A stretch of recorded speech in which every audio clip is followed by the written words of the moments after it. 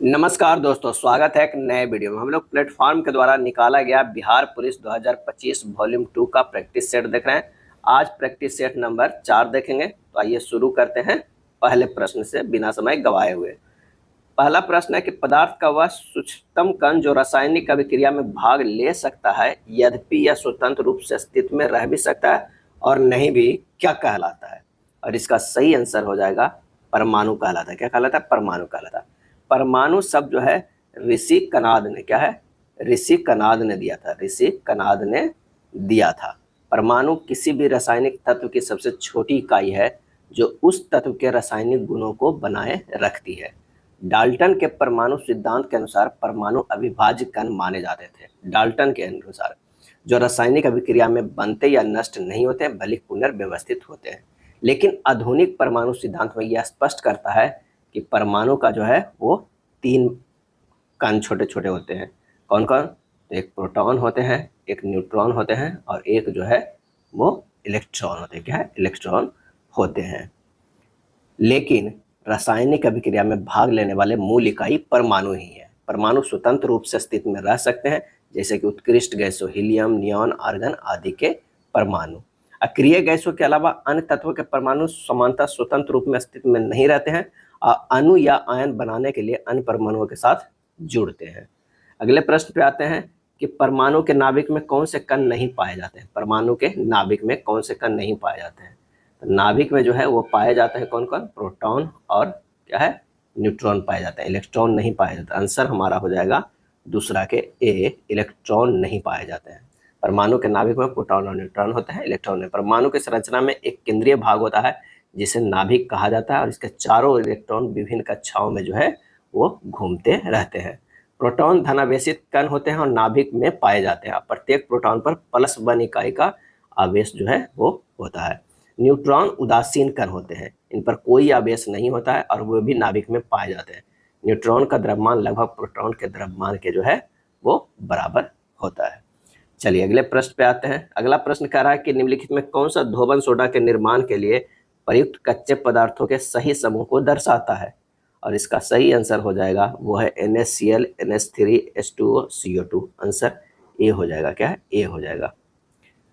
Next है बर्फ क्या पानी में बदलना एक निम्न में से कौन सा परिवर्तन है क्योंकि इसमें पदार्थ की रासायनिक संरचना नहीं बदलती है?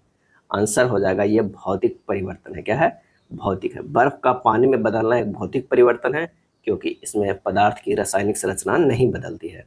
भौतिक परिवर्तन वह परिवर्तन है जिसमें पदार्थ के भौतिक गुण जैसे अवस्था, आकार, रंग, घनत्व में परिवर्तन होता है लेकिन उसकी रासायनिक संरचना और पहचान जो है अपरिवर्तित जो है वो रहती है। निम्नलिखित में कौन सा एक भौतिक गुण का उदाहरण है? भौतिक गुण का उदाहरण है। सही आंसर हो जाएगा वो हो जाएगा घनत्व। क्या है? घनत्व। घनत्व एक भौतिक गुण का उदाहरण है।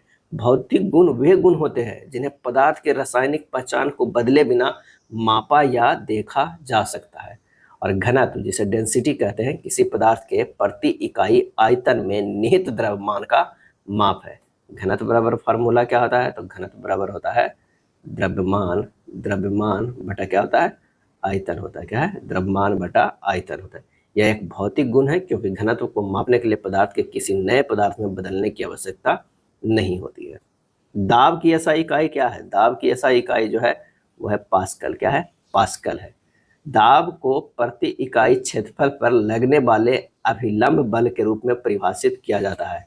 सूत्र होता है P बराबर F/A होता है। क्या? F होता है। जहाँ P दाब है, F बल है और A जो है वो क्षेत्रफल है। अंतर्राष्ट्रीय मात्रक प्रणाली SI में दाब की इकाई को क्या कहा गया है? पास्कल। क्या है? पास्कल कहा गया है, जिसे PA से दर्शाते हैं। क्या है? PA से दर्शाते हैं। 1 पास्कल बराबर जो होता है 1 न्यूटन पर मीटर स्क्वायर होता है। क्या है? स्क्वायर होता है। अगला है किसी वस्तु को अपनी विरामावस्था या एक समान गति की अवस्था में परिवर्तन का विरोध करने की प्रवृत्ति क्या कहलाती है? और यह कहलाती है जड़त्व। क्या है? जड़त्व।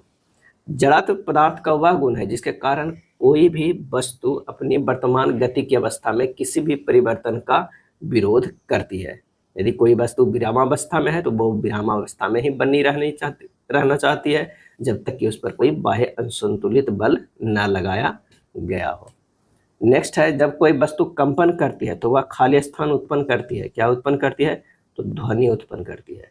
जब कोई वस्तु कंपन करती है तो वह ध्वनि उत्पन्न करती है। ध्वनि एक प्रकार की ऊर्जा है जो कंपन से उत्पन्न होती है और तरंगों के रूप में एक माध्यम जैसे हवा, पानी, ठोस से होकर जो है गुजरती है। क्या है? गुजरती है। पदार्थ के 3 समान अवस्थाएं कौन कौन सा है? तो वह है ठोस, द्रव, गैस। क्या है? ठोस, द्रव, गैस है।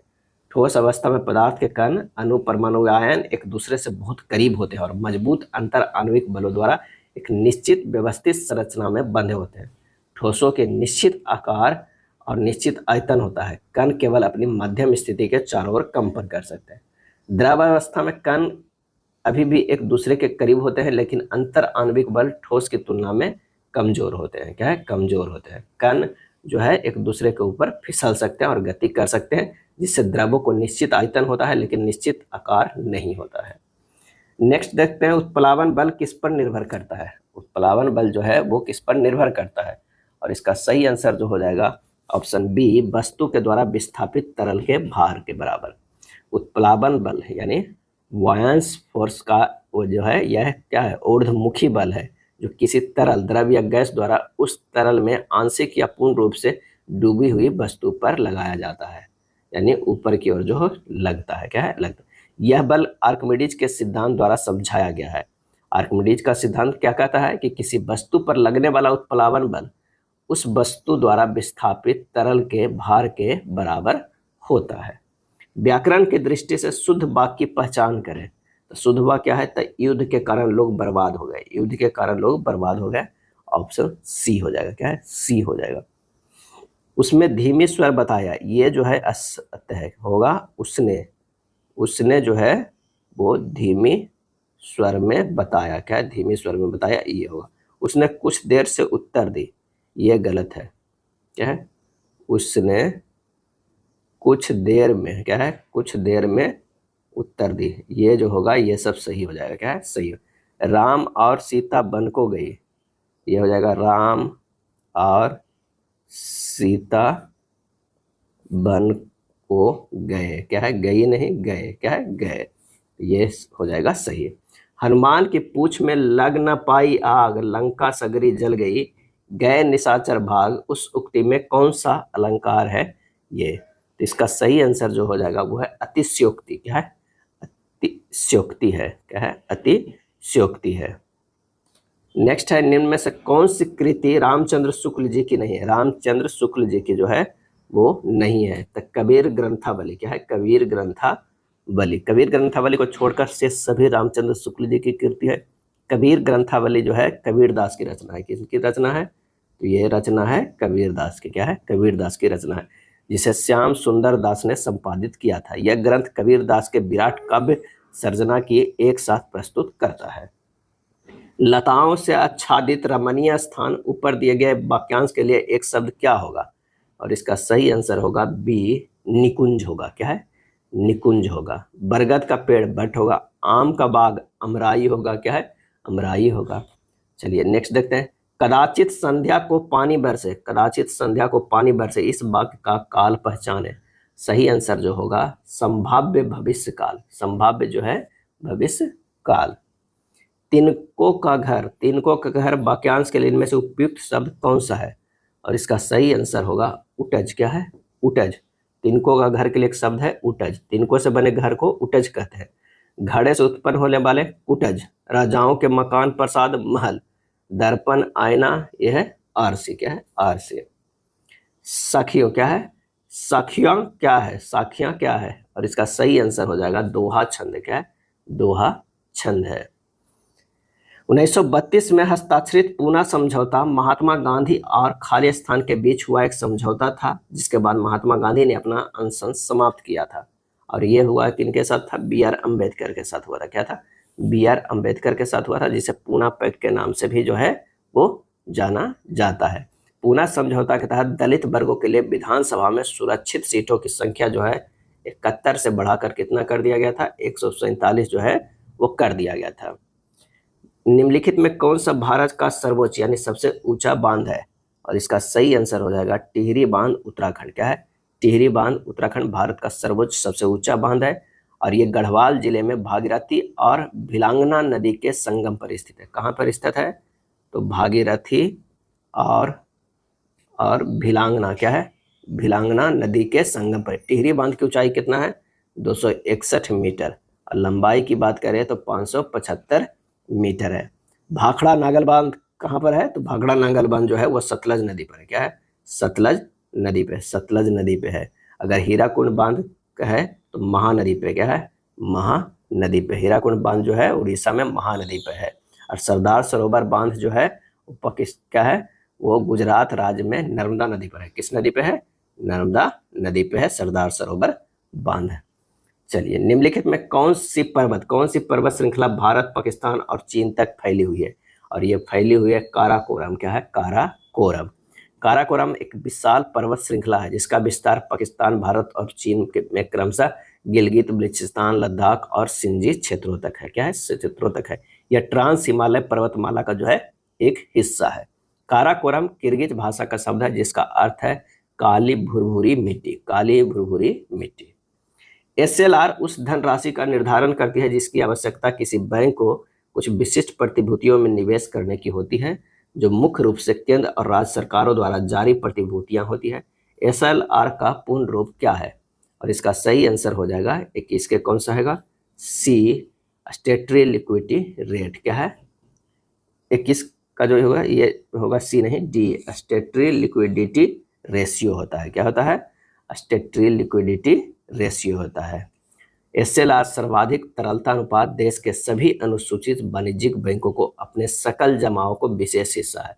वर्ष 2007 में SLR का न्यूनतम सीमा 25% थी जिसे समाप्त कर दिया गया है। वर्तमान में SLR की न्यूनतम सीमा नहीं है जबकि अधिकतम सीमा 40% है। वर्तमान में SLR पर कितना परसेंट मिल रहा है? तो 18%। क्या है? 18%। खाली स्थान वह दर है जिस पर वाणिज्यिक बैंक निधियों को कमी के मामले में भारतीय रिजर्व बैंक से उधार लेते हैं। और इसका सही आंसर होगा रेपो दर वह दर है जिस पर वाणिज्यिक बैंक निधियों की कमी के मामले में भारतीय रिजर्व बैंक से उधार लेते हैं। रेपो दर अल्पकाल के लिए वाणिज्यिक बैंकों द्वारा RBI से उधार लिए गए धन पर लिया गया ब्याज दर को कहते हैं। रेपो दर वर्तमान में कितना है? 6.00% है। क्या है? 00। ये मई 2025 का है। क्या है? 25 का है। नेहरू रिपोर्ट 1928 निम्न में से संबंधित थी। आंसर हो जाएगा संवैधानिक ढांचा से। क्या है? संवैधानिक ढांचा से संबंधित था। पंडित मोतीलाल नेहरू ने नेहरू रिपोर्ट बनाई थी। साइमन कमीशन के बहिष्कार के लॉर्ड बर्कनहेड यानी सचिव ने भारतीयों के सामने संविधान निर्माण की चुनौती रखी थी। कांग्रेस ने चुनौती स्वीकार किया तथा संविधान का प्रारूप तय किया गया जिसे नेहरू रिपोर्ट कहा गया। पंडित मोतीलाल नेहरू ने 10 अगस्त 1928 को अपनी रिपोर्ट जो है वो प्रस्तुत किए थे। धनानंद को हराकर मौर्य साम्राज्य की स्थापना किसने की? और इसका सही आंसर हो जाएगा ऑप्शन बी, चंद्रगुप्त ने। क्या है? चंद्रगुप्त मौर्य ने। विशाख दत्त कृत मुद्रा राक्षस नाटक जो है वो नंद वंश के पतन और मौर्य वंश की स्थापना पर आधारित है। विशाख दत्त क्या है? विशाख दत्त की कौन सा पुस्तक है? तो मुद्रा राक्षस। क्या है?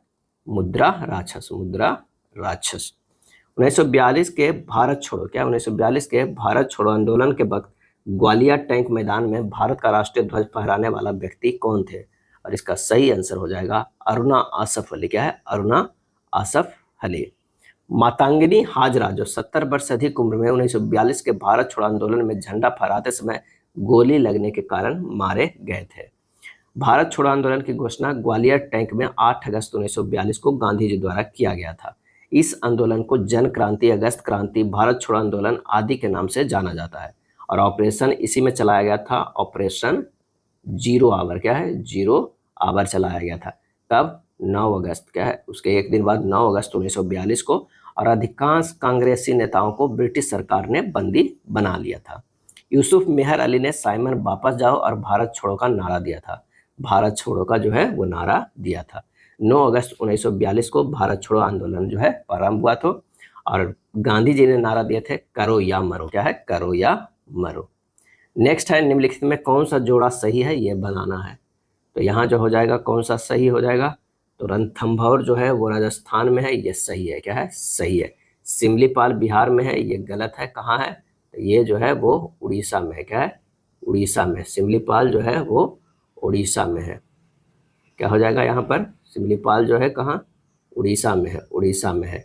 मानस क्या है? मानस अभ्यारण्य कहाँ है? उत्तर प्रदेश में नहीं है, असम में है। क्या है? असम में। बांदीपुर अभ्यारण्य, बांदीपुर अभ्यारण्य तमिलनाडु में नहीं है, कहाँ है? कर्नाटक में। क्या है?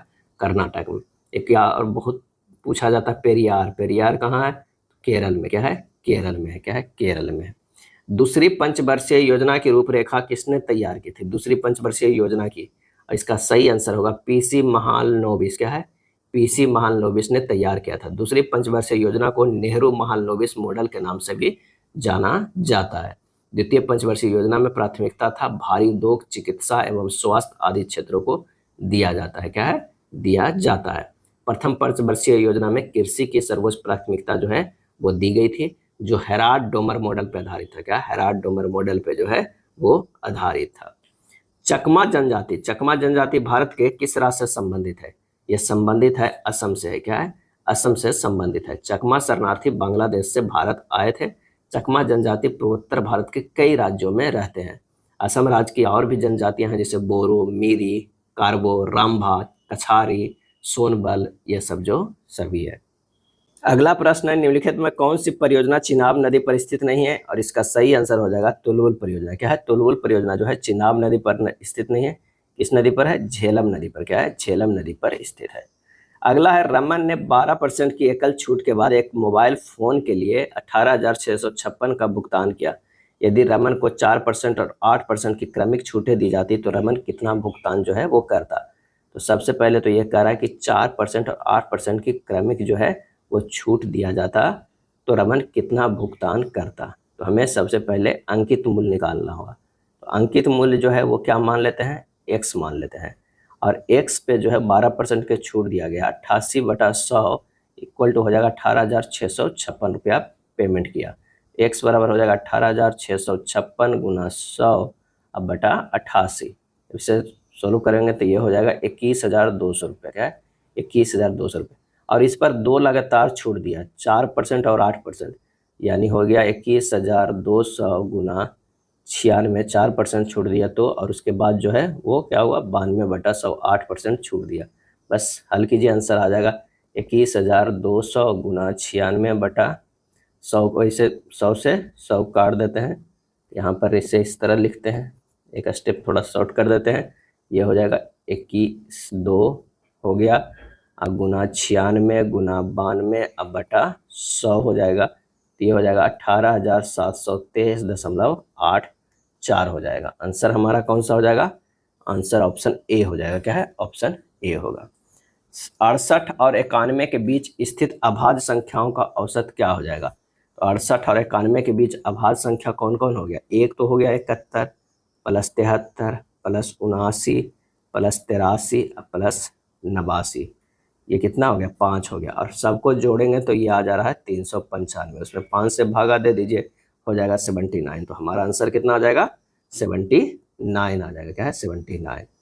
4 अंकों की सबसे बड़ी संख्या ज्ञात कीजिए जो 15, 25, 40 और 75 से पूर्णतः विभाज्य हो। तो 15, 25, 40 और 75 का जो है एलसीएम लेंगे तो कितना हो जाएगा? 600 हो जाएंगे। क्या? 600। और 600 से भागा दे देंगे 4 अंक के बड़ी संख्या में, एक बार में कटेगा, 600 हो जाएगा, 9, 9, 3 हो जाएगा। उसके बाद फिर एक 9 उतरेगा, 6 बार में देखेंगे तो ये हो जाएगा कितना? तो 3600। क्या है? 3600। ये हो जाएगा 399। अब 399 शेष बच रहा है, तो क्या कह रहा है कि 4 अंकों की सबसे बड़ी संख्या क्या है? इतना सब पूर्णतः विभाज्य। तो 399 घटा दीजिए, 9, 9, 9 में से 399 घटा देंगे, जो आएगा 9600। यही हमारा जो है वो पूर्णतः विभाज्य हो जाएगा। आंसर हमारा सी हो जाएगा। किसी चालक के सिरों के बीच विभवांतर और उसमें प्रवाहित होने वाली धारा का अनुपात स्थिर रहता है यदि भौतिक अवस्थाएं अपरिवर्तित हो। यह नियम क्या कहलाता? तो यह नियम ओम का नियम कहलाता। क्या? ओम का नियम कहलाता। ओम के नियम विद्युत परिपथों में एक मौलिक नियम है जो किसी चालक के सिरों के बीच विभवांतर पर उसमें प्रवाहित होने वाले विद्युत धारा और चालक के प्रतिरोध के बीच के संबंध को स्थापित करता है, यानी V प्रोपोर्शनल टू I आता है। V बराबर जो होगा वो IR होगा। क्या है? IR होगा। ऊर्जा का वह रूप जो हमें वस्तुओं को देखने में सक्षम बनाता है क्या कहलाता है? वो कहलाता है प्रकाश ऊर्जा। क्या है? प्रकाश ऊर्जा। प्रकाश ऊर्जा विद्युत चुंबकीय विकिरण का एक रूप है जो मानव आंख द्वारा देखा जा सकता है। यह विद्युत चुंबकीय स्पेक्ट्रम के दृश्य भाग के अंतर्गत जो है ये आता है। प्रकाश तरंगों और कणों यानी फोटोन दोनों के रूप में व्यवहार करता है। अगला है लोहे में जंग लगना एक खाली स्थान परिवर्तन है क्योंकि इसमें एक नया पदार्थ आयरन ऑक्साइड बनता है। और इसका सही जवाब जो हो जाएगा रासायनिक परिवर्तन है। क्या है? रासायनिक परिवर्तन है। लोहे में जंग लगना एक सामान्य रासायनिक परिवर्तन है। यह तब होता है जब लोहा नमी के साथ यानी पानी और ऑक्सीजन की उपस्थिति में धीरे धीरे अभिक्रिया जो है वो करता है।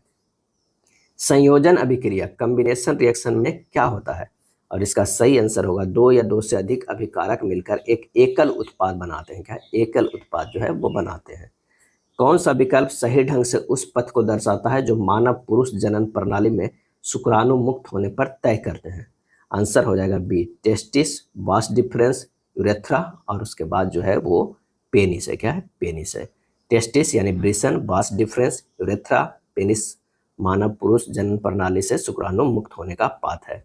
वृषण जो टेस्टिस में शुक्राणु का क्या होता है? निर्माण होता है। क्या? निर्माण होता है। और वृषण जो है शरीर के बाहर स्थिर रहता है। इसका तापमान शरीर के तापमान से 2 डिग्री सेंटीग्रेड जो है वो कम होता है। क्या है? कम होता है। चलिए अगले प्रश्न पे चलते हैं कि निम्नलिखित में कौन सा एक अम्ल का गुण है? एक अम्ल का गुण है तो वो नीले लिटमस को लाल कर देता है और स्वाद में खट्टा होता है। अम्ल याद रखिए अनिल से। क्या है? अनिल से याद रखें। अ से जो हो जाएगा अम्ल हो जाएगा और नी से हो जाएगा नीला, एल से हो जाएगा लाल। यानी जो नीले लिटमस को क्या कर दे? लाल कर दे, वो अम्ल कहलाता है। एक बिंदु प्रकाश स्रोत से एक समानांतर किरण पुंज जो है वो उत्पन्न करने के लिए इनमें से किस प्रकाशिक उपकरण का प्रयोग किया जा सकता है? और इसका आंसर जो हो जाएगा वो है उत्तल लेंस और अवतल दर्पण दोनों। आंसर हमारा जो हो जाएगा वो सी हो जाएगा। उत्तल लेंस की फोकस दूरी धनात्मक होती है, यह आभासी और वास्तविक प्रतिबिंब का निर्माण करता है। अवतल दर्पण की फोकस दूरी ऋणात्मक होती है और यह भी वास्तविक और आभासी दोनों प्रकार का प्रतिबिंब जो है वो बनाता है। सोडियम क्लोराइड, सोडियम क्लोराइड साधारण नमक एक खाली स्थानीय यौगिक है। आंसर हो जाएगा आयनिक। क्या है? आयनिक है। आयनिक आबंध जो है वो आमतौर पर एक धातु जो इलेक्ट्रॉन खोकर धनायन बनाता है और एक अधातु जो इलेक्ट्रॉन ग्रहण करके ऋणायन बनाता है के बीच स्थिर वैद्युत आकर्षण के परिणाम स्वरूप जो है वो बनते हैं। अगला है जब कोई अम्ल किसी धातु के साथ अभिक्रिया करता है तो सामान्यतः कौन सी गैस उत्पन्न होती है? और इसका आंसर हो जाएगा हाइड्रोजन गैस उत्पन्न होती है। क्या है? हाइड्रोजन गैस उत्पन्न होती है। अब देख लीजिए अगर Zn+2HCl रिएक्शन करवाएंगे तो ZnCl2 प्लस क्या होगा? H2 होगा। क्या है? H2 होगा। और आवर्त सारणी में तत्वों को उनके बढ़ते हुए खाली स्थान के क्रम में व्यवस्थित किया गया है और इसका सही आंसर जो हो जाएगा वो परमाणु क्रमांक प्रोटॉनों की संख्या के क्रम में जो है व्यवस्थित कराया गया है आवर्त सारणी में। आधुनिक आवर्त सारणी यानी मॉडर्न पीरियोडिक टेबल तत्वों की एक व्यवस्थित व्यवस्था है जो उनके गुणों और परमाणु संरचना पे जो है आधारित है। आधुनिक आवर्त नियम कहता है कि तत्वों के भौतिक और रासायनिक गुण उनके परमाणु क्रमांकों के आवर्ती फलन होते हैं। क्या होते हैं? नेक्स्ट है select the most appropriate antonyms. Antonyms बताना है बोल्ड लेटर पे। तो यहाँ they want to bifurcate the state यानी बिफ्यूरिकेट मतलब क्या होता है? विभाजन करना, विभाजन करना या अलग करना। क्या है? अलग करना। इसका सही आंसर जो होगा क्या है? मिलाना होगा। क्या है? मिलाना होगा यानी कंबाइन हो जाएगा। आंसर हमारा ए होगा। क्या है? ए होगा। There are 50 students in the class, the underline word 50 is क्या है? और इसका सही आंसर जो हमारा हो जाएगा वो हो जाएगा एन एडजेक्टिव है। क्या है? एन एडजेक्टिव है। 54 का आंसर क्या हो जाएगा? सी हो जाएगा। क्या है? सी हो जाएगा। Pick out the correct preposition that is most appropriate to be attached to the verb abstain. Abstain और इसका सही आंसर जो होगा वो होगा फ्रॉम। क्या है? फ्रॉम हो जाएगा। क्या है? From. The antonyms of addition. Addition का एडिशन मतलब क्या होता है? जोड़ होता है। क्या है? जोड़ होता है या संयोजन होता है। और इसका सही आंसर जो हो जाएगा वो है सब्सट्रैक्शन। क्या है? सब्सट्रैक्शन मतलब उसका एंटोनिम्स घटाना हो जाएगा। क्या है? घटाना हो जाएगा। Pick out the word which is not synonyms of the word pious. Pious means क्या होता है? और इसका सही आंसर होता है पवित्र होता है। क्या होता है? पवित्र होता है। प्योस माने पवित्र होता है। और इसका जो आंसर हो जाएगा वो हो जाएगा गुडली। क्या हो जाएगा? गुडली, सिनोनिम्स क्या हो जाएगा, गुडली हो जाएगा। गुडली, या ये भी कह सकते हैं रिलीजियस भी हो सकता था, क्या है, of the peak out the bird which is not synonyms, तो ये गुडली नहीं होगा। इसका सही आंसर जो 47 के जो होगा वो डी होगा, ये गुडली नहीं होगा, गॉडली होता है, GODLY, गॉडली होता है, ये GOODLY, तो इसका नहीं पूछ रहा है, तो ये हो जाएगा गुडली जो है ये नहीं। बाकी डिवॉल्ट, गुडली, रिलीजियस, ये तीनों होगा सिनोनिम्स पवित्र का, क्या है, पियोस का। आंसर हमारा डी होगा। विच इज योर रूम, क्या है, which is your room, the underlined word which is क्या है, और इसका सही आंसर हो जाएगा एडजेक्टिव होगा, क्या है, एडजेक्टिव होगा। Choose the correct spelling from the given alternatives to fill in the blanks and complete the following sentence. That diamond is one, क्या हो जाएगा, इसका सही आंसर जो हमारा हो जाएगा वो है carat. That diamond is one carat. The proverb there is a crook in the lot of everyone is related to, और इसका सही आंसर होगा एडवर्सिटी, क्या है, एडवर्सिटी। पृथ्वी को सूर्य एक चक्कर लगाने में लगे समय को क्या कहा जाता है, और इसका आंसर होगा सौर वर्ष कहा जाता है, क्या है, सौर वर्ष कहा जाता है। पृथ्वी का घूर्णन काल कितना होता है, तो होता है 23 घंटे 56 मिनट, क्या है, 56 मिनट 4 सेकेंड, अर्थात लगभग एक दिन का होता है। सूर्य के चारों ओर एक परिक्रमा कितना देर में, 365 दिन 5 घंटे, क्या है, 5 घंटे 48 मिनट एवं 46 सेकेंड, क्या है, 46 सेकेंड, अर्थात लगभग एक वर्ष का होता है। नेक्स्ट है प्लूटो की खोज किसने की थी, प्लूटो की खोज सही आंसर हो जाएगा क्लाइड टॉमबैग ने, क्लाइड टॉमबैग ने। प्लूटो की खोज कब हुई थी, तो 1930 ईस्वी में, क्या है, 30 ईस्वी में। 2006 से पहले तक इसमें सौर मंडल का 9वां एवं सबसे छोटा ग्रह था, लेकिन 2006 में इस ग्रह से जो है वो दर्जा छीन लिया गया। प्लूटो जो है को ग्रह की श्रेणी से अलग करने के पीछे वैज्ञानिक का तर्क था कि यह नेपच्यून की कक्षा से होकर गुजरता है और इसका गुरुत्वाकर्षण बल कम है व आकार की दृष्टि से यह कई उपग्रहों से भी छोटा है, अतः इसे ग्रह की श्रेणी में नहीं रखा जा सकता है, क्या है, नहीं रखा जा सकता।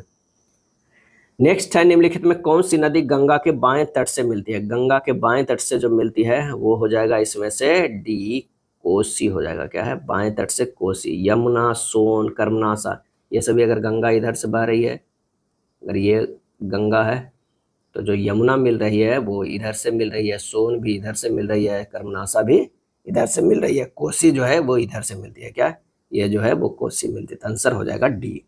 कौन सा शहर गंगा नदी पर अवस्थित नहीं है, मुंगेर है, कानपुर है, हमारा तो ए और बी जो है बिजनौर भी है, इटावा नहीं है, क्या है, इटावा शहर जो है यमुना नदी पर, क्या है, यमुना नदी के किनारे स्थित है। गंगा नदी के किनारे हरिद्वार है, वाराणसी है, फर्रुखाबाद है, कानपुर है, मिर्जापुर है, क्या है, मिर्जापुर है। अगला है सौर ऊर्जा के उत्पादन करने वाला देश का पहला राज्य कौन सा है, और इसका सही आंसर हो जाएगा सी, सौर ऊर्जा का उत्पादन करने वाला देश का पहला राज्य वो है राजस्थान है। राजस्थान के जोधपुर जिले में स्थित भड़ला सौर पार्क क्षमता कितना है, 2245 मेगावाट, विश्व का सबसे बड़ा सौर पार्क है, क्या है, सौर पार्क है। नेक्स्ट है राखीगढ़ी, राखीगढ़ी पुरातात्विक स्थल कहाँ है, और इसका सही आंसर हो जाएगा हरियाणा में है, कहाँ है, तो वो है हरियाणा में। राखीगढ़ी हरियाणा के हिसार जिला में स्थित महत्वपूर्ण पुरातात्विक जो है वो स्थल है। राखीगढ़ी पुरातात्विक स्थल का संबंध सिंधु घाटी सभ्यता से है। राखीगढ़ी भारत का सबसे बड़ा हड़प्पा कालीन स्थल भी है, क्या, स्थल भी है। नेक्स्ट है नालंदा विश्वविद्यालय की स्थापना किस राजवंश के शासनकाल में हुआ था, तो आंसर हो जाएगा गुप्त, क्या हो जाएगा, गुप्त हो जाएगा। नालंदा विश्वविद्यालय के संस्थापक के रूप में गुप्त वंश के शासक कुमारगुप्त कौन है, तो कुमारगुप्त प्रथम को जाना जाता है। कुमारगुप्त प्रथम का शासनकाल कितना हुआ था, 415 से लेकर 455 ईस्वी तक का था। नालंदा विश्वविद्यालय जो है वो बौद्ध धर्म के अध्ययन के लिए विश्व प्रसिद्ध जो है वो संस्थान था, और लगभग 1200 ईस्वी में, क्या है, 1200 ईस्वी में जो है आक्रमणकारी बख्तियार खिलजी द्वारा नालंदा विश्वविद्यालय को नष्ट कर दिया गया। द्वितीय विश्व युद्ध के तत्कालिक कारण के रूप में निम्न में से किसे माना जाता है, और इसका सही आंसर जो हो जाएगा वो हो जाएगा जर्मनी का पोलैंड पे आक्रमण, क्या है, पोलैंड पे आक्रमण कब किया था, 1 सितंबर 1939 ईस्वी को जर्मनी ने पोलैंड पे आक्रमण कर दिया था। और पोलैंड ने जर्मनी के इस आक्रमण के 2 दिन बाद फ्रांस और ब्रिटेन जो है 3 सितंबर, क्या है, 3 सितंबर 1939 ईस्वी ने जर्मनी के विरुद्ध युद्ध की घोषणा की, और इसी के साथ जो है द्वितीय विश्व युद्ध की शुरुआत हो गई, यानी 3 सितंबर 1939 उनचालीस ईस्वी को, क्या है 1939 ईस्वी को। नेक्स्ट देखते हैं कि मुगल मेवाड़ संधि कब हुआ था। मुगल मेवाड़ जो है वो संधि कब हुआ था। सही आंसर जो हो जाएगा 1615 ईस्वी में। मुगल मेवाड़ की संधि हुआ था 1615 ईस्वी में। जहांगीर के द्वारा 1608 से 1615 ईस्वी में मध्य मेवाड़ में निरंतर सैनिक अभियान कराए गए। 1615 ईस्वी में मेवाड़ के शासक राणा अमर सिंह, क्या है, राणा जो है वो अमर सिंह ने आत्मसमर्पण कर दिया। 1615 में जहांगीर और अमर सिंह के बीच मुगल मेवाड़ संधि पर हस्ताक्षर जो है वो किए गए। नेक्स्ट है, इनमें से कौन सा सम्राट अकबर के शासन में राजस्व मंत्री थे। क्या है, राजस्व मंत्री थे। सही आंसर जो हो जाएगा वो हो जाएगा टोडरमल। क्या है, टोडरमल। अकबर के दीवान राजा टोडरमल खत्री जाति के था। 1580 में 10 साल बंदोबस्त व्यवस्था किया था। क्या है, 10 साल बंदोबस्त व्यवस्था लागू किया था। टोडरमल एक मेधावी राजस्व अधिकारी था जिसने कुछ समय तक शेरशाह के अधीन भी जो है वो काम किया था। क्या है, काम किया था। गुरु नानक का जन्म कहाँ हुआ था। गुरु नानक का जन्म जो है वो कहाँ हुआ था। आंसर हो जाएगा तलवंडी में हुआ था। क्या है, तलवंडी में हुआ था। कब हुआ था, तो 1469 ईस्वी में। और उस गुरु नानक का जन्म स्थान जो है ननकाना साहिब कहलाता है। क्या है, ननकाना साहिब। ननकाना साहिब जो है वो कहलाता है। गुरु नानक की मृत्यु कब हुआ, तो मृत्यु जो हुआ है 1539 ईस्वी में। क्या है, 1539। गुरु नानक ने संगत और पंगत का महत्व दिया था। गुरु अंगद ने गुरुमुखी लिपि का आविष्कार किया था। गुरु अंगद ने लंगर व्यवस्था को जो है अस्थायी कर दिए थे। कोल विद्रोह कब हुआ है। कोल विद्रोह, और इसका सही आंसर जो हो जाएगा 1831-32 ईस्वी में हुआ। छोटा नागपुर क्षेत्र में हुआ यह विद्रोह भारतीय इतिहास का महत्वपूर्ण विद्रोह है। इसमें वास्तव में यह मुंडो का विद्रोह था जिसमें हो, उराव और अन्य जनजातियों ने जो है वो भाग लिया था। क्या है, भाग लिया था। इस विद्रोह के प्रमुख नेता थे बुद्धो भगत, बिंद राय, सिंह राय एवं सुरगा मुंडा। पेट्रोल के मूल्य जो है 85% की वृद्धि होती है। इसकी खपत में कितने प्रतिशत की कमी कर दी जाए कि इस पर होने वाले व्यय में केवल 48% की वृद्धि हो। माना कि जो है कमी प्रतिशत क्या है, x%। क्या है, x%। अब 85% माइनस x% माइनस 85 गुना x बटा 100 बराबर आ जाना चाहिए कितना, 48%। यही हमारा जो है प्रश्न में मेन कह रहा है कि इतना कमी कर देना है कि वो 48% ही आ जाए। तो 85 माइनस एक्स माइनस 0.85 एक्स बराबर 48, 1.85 एक्स बराबर 85 माइनस 48, एक्स बराबर हो जाएगा 37 बटा 1.85 यानी 20% हो जाएगा। यानी 20% की आपको कमी करना होगा।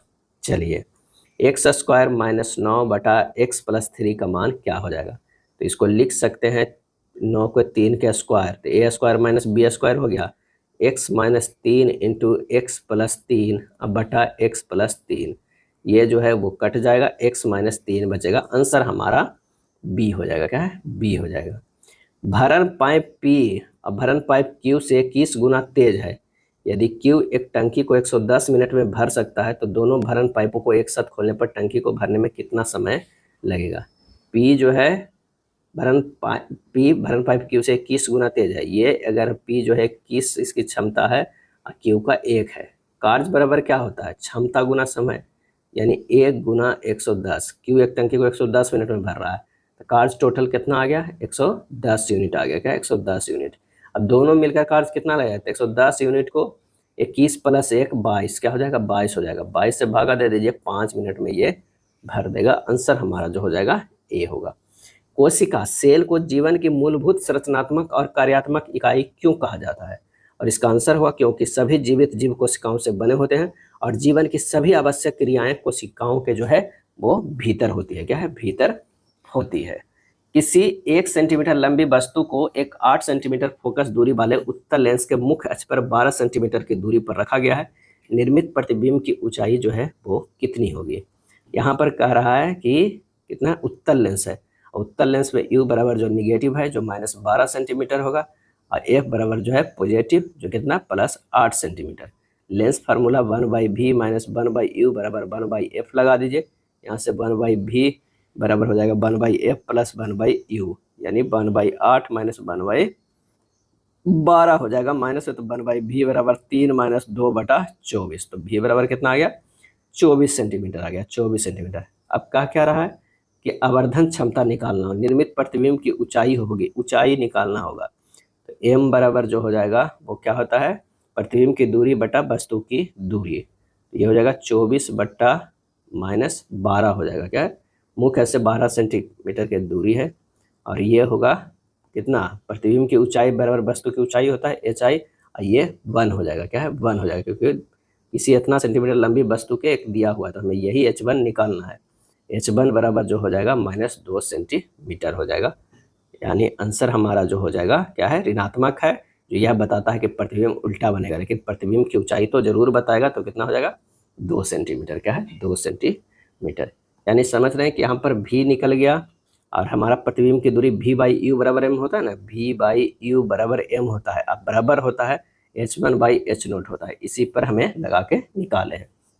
प्रकाश संश्लेषण की प्रक्रिया में पौधे किस गैस का उपयोग करते हैं और कौन सी गैस छोड़ते हैं, और इसका सही आंसर जो हमारा हो जाएगा वो कौन सा 68 का हो जाएगा, बी, उपयोग कार्बन डाइऑक्साइड करते हैं और ऑक्सीजन जो है वो छोड़ते हैं। प्रोटीन किसके बहुलक होते हैं, अर्थात वे किन छोटी इकाइयों से मिलकर बने होते हैं, सही आंसर हो जाएगा अमीनो अम्ल। क्या है, अमीनो अम्ल से।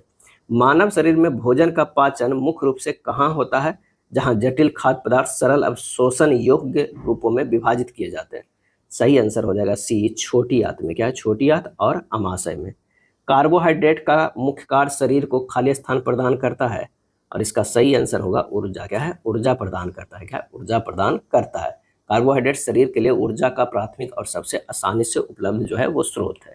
DNA अणु की संरचना कैसी होती है जो आनुवंशिक सूचनाओं का रहस्य रखती है, और इसका सही आंसर होगा दी कुंडलिनी। क्या है, डबल हेलिक्स होती है। क्या है, डबल हेलिक्स होते हैं। एंजाइम जैविक उत्प्रेरक होते हैं जो शरीर में रासायनिक अभिक्रियाओं की गति को खाली स्थान है, और इसका सही आंसर जो हो जाएगा वो है बढ़ाते हैं। क्या है, बढ़ाते हैं। एंजाइम मुख्य रूप से प्रोटीन से बने जैविक उत्प्रेरक होते हैं जो जीवित जीवों में होने वाले रासायनिक अभिक्रियाओं को दर को अत्यधिक बढ़ाते हैं बिना स्वयं अभिक्रिया में स्थायी रूप से परिवर्तित हुए।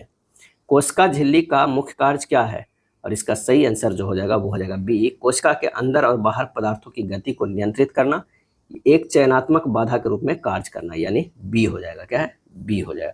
कोशिका झिल्ली जिसे प्लाज्मा झिल्ली भी कहा जाता है, एक पतली लचीला बाधा है जो सभी कोशिकाओं, क्या है, सभी कोशिकाओं को जो है क्या करता है, सभी कोशिकाओं को घेरती है, और कोशिका के भीतर आंतरिक वातावरण को बाहरी वातावरण से अलग करती है। अगला है वसा शरीर के लिए महत्वपूर्ण है क्योंकि वह ऊर्जा का एक सांद्र स्रोत है और खाली स्थान में मदद करता है। ये मदद करता है कुछ विटामिनों के अवशोषण और अंगों की सुरक्षा में। 2.5 मीटर की फोकस दूरी वाले उत्तल दर्पण के सामने 10 मीटर दूरी पर एक पेड़ है, पेड़ का प्रतिबिंब खाली स्थान पर बनेगा, तो ये कैसा बनेगा, तो उत्तल दर्पण है, यू जो हो जाएगा वो निगेटिव हो जाएगा, भी जो है वो पॉजिटिव होगा, एफ जो होगा वो पॉजिटिव होगा। तो 1/v प्लस 1/u बराबर 1/f, 1/v बराबर हो जाएगा 1/f माइनस 1/u बराबर हो जाएगा 1/2.5 माइनस हो जाएगा -1/10। अभी सोल्व करेंगे तो 4 + 1/10 आ जाएगा 5/10, v बराबर हो जाएगा 10/5, यानी 2 सेंटीमीटर दर्पण के पीछे बनेगा। आंसर हो जाएगा ए होगा। ऑक्सीकरण अभिक्रिया के बारे में कौन सा कथन सही है, और इसका सही आंसर होगा ऑक्सीकरण ऑक्सीजन ग्रहण करने या हाइड्रोजन को त्याग करने की प्रक्रिया है, डी हो जाएगा। क्या है, डी हो जाएगा। केंद्रीय गृह मंत्री अमित शाह ने भारतीय साइबर अपराध समन्वय केंद्र के तहत भारत के किस शहर में एक पायलट परियोजना के रूप में E0FIR पहल की शुरुआत की है, और इसका सही आंसर हो जाएगा वो है दिल्ली। क्या है, दिल्ली। अंतर्राष्ट्रीय जैव विविधता दिवस कब मनाया जाता है, तो ये मनाया जाता है 22 मई को। क्या है, 22 मई को मनाया जाता है। और 2025 में थीम क्या था, तो प्रकृति। क्या है, प्रकृति के साथ जो है सामंजस्य और सतत विकास। क्या है, सतत विकास, ये थीम था अंतर्राष्ट्रीय जैव विविधता दिवस का।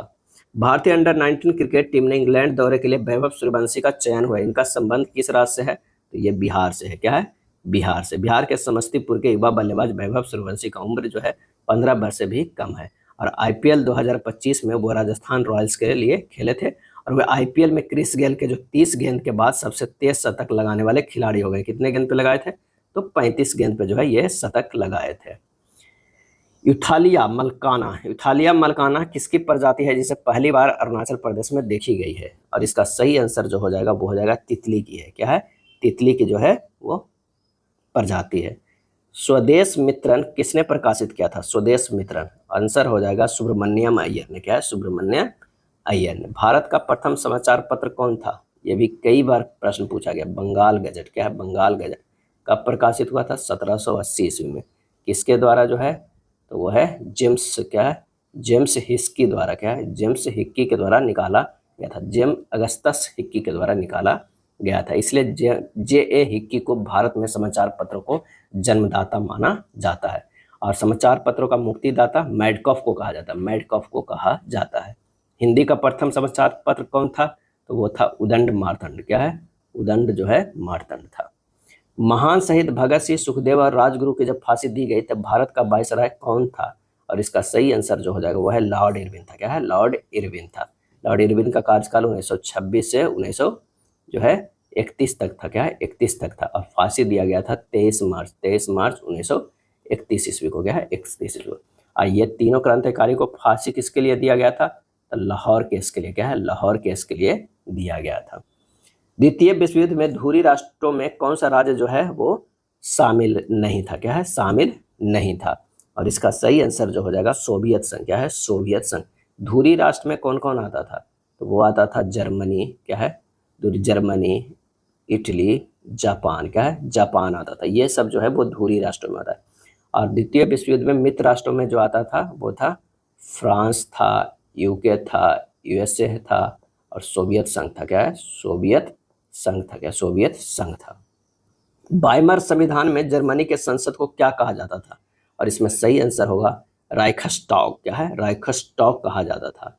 संसद का नाम अगर कहा जाए तो ड्यूमा। क्या है? ड्यूमा कहा जाता है रूस का। क्या है? रूस का। नेसेट किस देश के संसद को कहा जाता है? तो इजराइल को। क्या है? इजराइल को। डाइट कहा जाता है? डाइट कहा जाता है जापान को। क्या है? जापान को। फॉल्केटिंग कहा जाता है डेनमार्क को। क्या है? डेनमार्क को। कॉर्टेक्स कहा जाता है जापान को। और जर्मनी के संसद को राइखस्टाग। क्या है? राइखस्टाग कहा जाता है। भारतीय संविधान के अनुसार भारत एक धर्मनिरपेक्ष राज्य कैसे है? सही आंसर होगा भारत का कोई धर्म नहीं है। कोई धर्म नहीं। धर्म का राज से अलग रखने का इसी अवधारणा को धर्मनिरपेक्षता कहा जाता है। संविधान सभा के सदस्यों द्वारा संविधान पर कब अंतिम रूप से हस्ताक्षर किया गया था? ये 24 जनवरी जो है वो 1950 को। 87 के जो हो जाएगा वो डी हो जाएगा। 24 जनवरी 1950 को जो है अंतिम बैठक हुआ था। उस समय 284 सदस्यों ने संविधान पे हस्ताक्षर किया था। कौन से मूल अधिकार केवल भारतीय नागरिकों के लिए उपलब्ध है? आंसर हो जाएगा अनुच्छेद 15, 16, 19, 29। 15, 16 और 19, 29 ध्यान रखिएगा। सिर्फ जो है वो केवल भारतीय नागरिकों के लिए ये उपलब्ध है।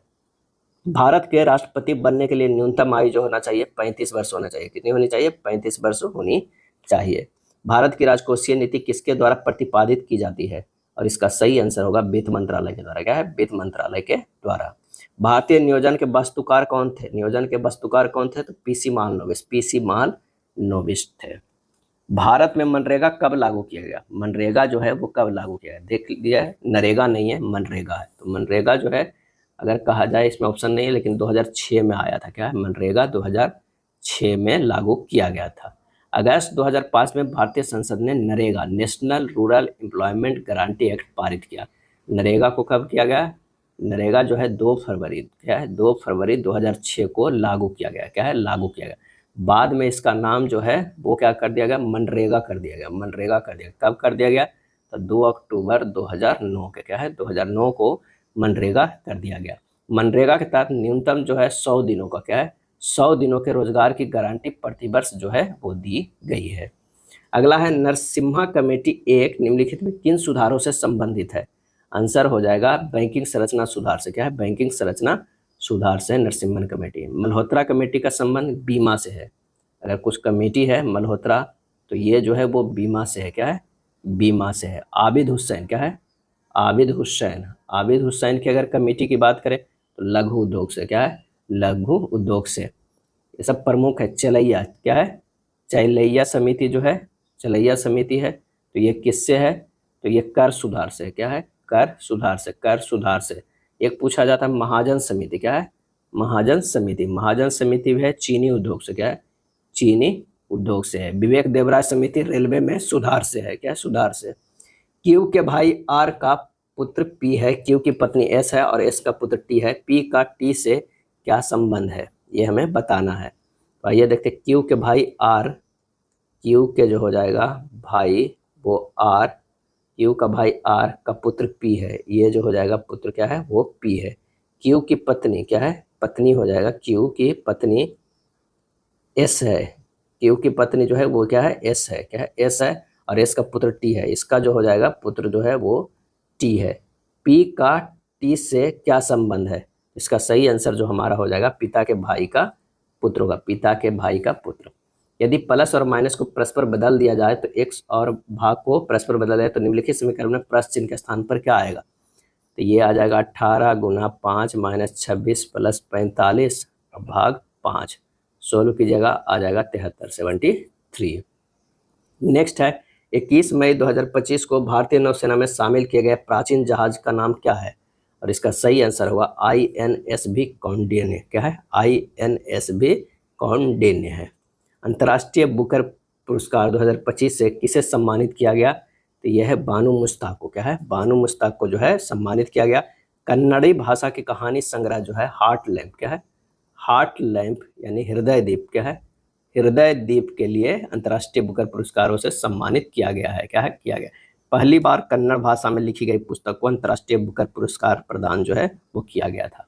और इस पुस्तक का अंग्रेजी में अनुवाद कौन किए हैं, तो वो किए हैं दीपा अवस्थी, क्या है दीपा अवस्थी। और इस हार्ट लैम्प पे टोटल 12 कहानियां हैं, कितनी कहानियां, 12 कहानियां हैं। यह इस पुस्तक में दक्षिण भारत के पितृसत्तात्मक समाज में रहने वाली साधारण महिलाओं के संघर्ष साहस की जो है वो कहानियां हैं। भारत का पहला पूर्ण साक्षर राज्य कौन बन गया है, और इसका सही आंसर जो हो जाएगा वो है मिजोरम बन गया, क्या है मिजोरम बन गया है।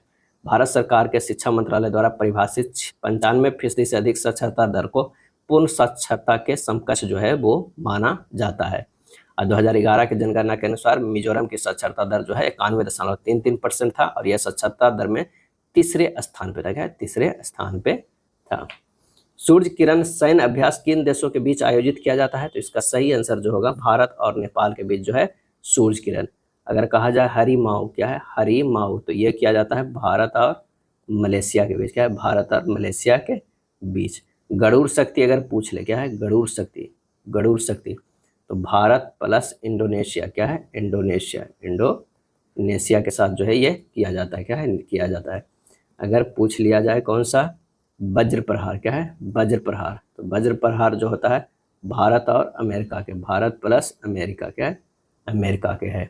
अगर बरून कहा जाए बरून, तो ये जो हो जाएगा भारत प्लस फ्रांस, क्या है फ्रांस हो जाएगा, भारत प्लस फ्रांस हो जाएगा।